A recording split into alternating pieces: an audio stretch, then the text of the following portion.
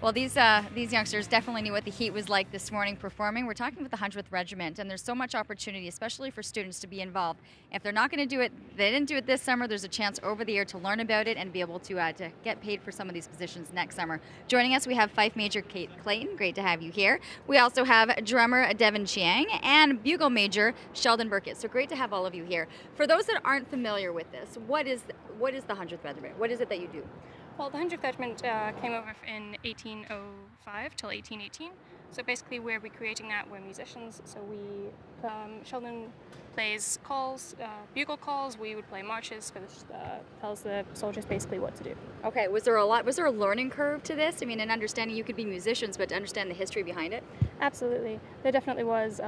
We had to each learn the instruments ourselves, but then there was learning the calls, learning the songs, learning when to play, when they would have played in the history, then learning all of the history so that we can do an accurate representation. So what was it like, once you had the crowds, you had the tourists, what were the shows like, or what were they looking for from you?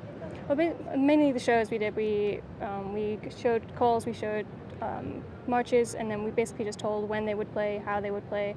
We did a lot of parades down by the locks, so basically we would act as they acted back then. And then take a lot of pictures. Absolutely. Yeah. Did you get pretty good at posing for pictures? Yeah.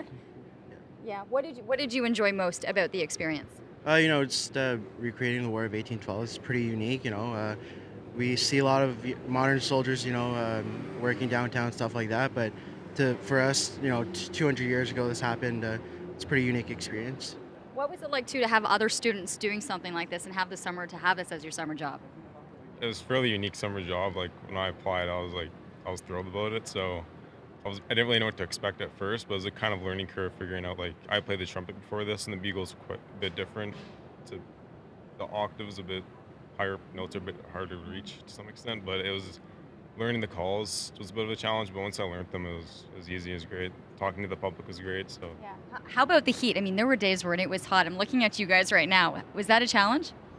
Yeah, that was a challenge, but we took a lot of breaks, drank a lot of water, and the days that the humidex was too high, we would do research in the LAC or library archives or files. Well, there's lots to do. How can people get involved? There's an opportunity now for people to get in and do some volunteer work so that possibly by next summer there's a paid position. Yes.